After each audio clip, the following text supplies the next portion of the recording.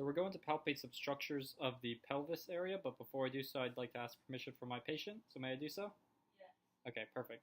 So starting off with the iliac crest, we're just going to sink our hands into the sides here, and we'll feel the iliac crest right there. Then we'll take our thumbs, we'll place them a little bit more medial, and there we'll be able to land right on the posterior superior iliac spine. If we come a little bit medial from the posterior superior iliac spine, we should land right on the spinous process of S2. And then from there we can find S1, S2, S3, S4, S5, and then one more down is going to be the coccyx, and we can sink right into that, right above the gluteal fold there.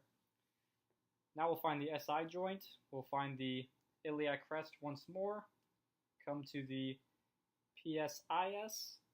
From there, the PSIS will come a little bit medial, and we should be able to feel for the SI joint. To make sure we're on there, I'm going to actually bring the patient's leg, bend it a little bit, and then I'm going to rotate it internally, and I should feel it pop out at me a little bit when I internally rotate that leg there.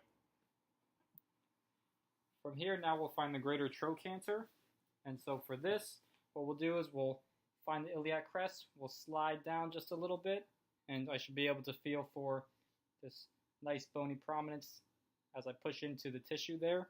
Same thing, we're going to take the leg and we'll bend it, and then we're going to just rotate it a little bit, and we should feel the greater trochanter move along with that.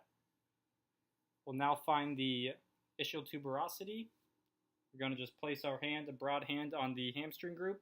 I'm going to slide up, and the first bony prominence that I run into is going to be the ischial tuberosity. From here, the sciatic nerve,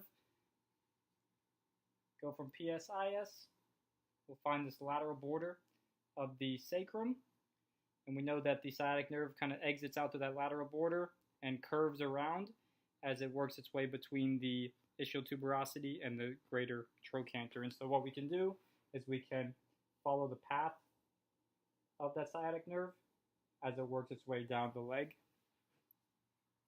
So looking for ASIS now, what we're going to do is we'll find the iliac crest, and then we'll work our way down till we feel that first bony prominence, and that will be ASIS. Coming down a little bit more inferior, be able to feel for anterior inferior iliac spine. To make sure I'm on that, what I'll do is I'll actually bend the patient's leg up, and from there I'll have them actually flex their hip. So go ahead and raise your hip, and I should feel the contraction of rectus femoris right there. Okay, relax.